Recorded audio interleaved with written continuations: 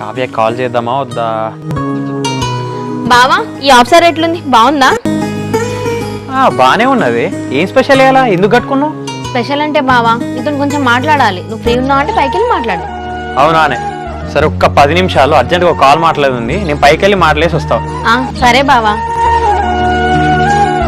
ఇవాళ ఏమైనా మంచిదే, నా ప్రేమ విషయం బావదని చెప్పాలి.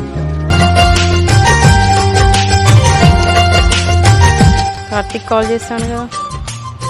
హలో కార్తీక్. కావ్య, మీ బావ గురించి ఏమైనా అప్డేట్ వచ్చిందా? ఏమైంది? ఇంకేం రాలే కార్తీక్. నీ బావ అంటే ఎలాగో ఇష్టంలే అంటున్నావు, నేనంటే ఇష్టం ఉన్నది అంటున్నావు. ఒక్క ఛాన్స్ ఇచ్చి చూడు కావ్య, బాగా చూసుకుంటా.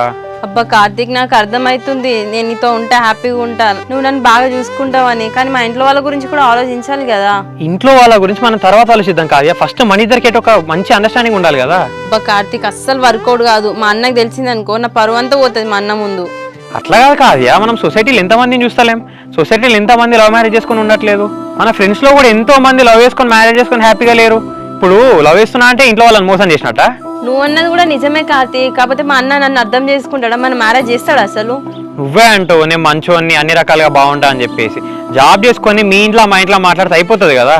నువ్వు చెప్పేది నీ మాటలు వింటుంటే బానే ఉంది కార్తీక్, కాకపోతే ఎక్కడో చిన్నగా భయం ఇస్తుంది నాకు.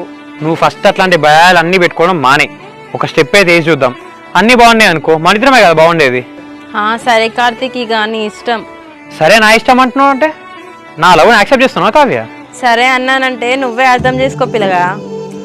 బా దేవుడా, ఫైనల్గా నా పిల్ల నా లవ్ ఓకే చేసింది దేవుడా. Love you Kavya. సరే పిల్లగా, లవ్ యూ టూ. కావ్య, ఈ హ్యాపీనెస్ నా వల్ల కాదు.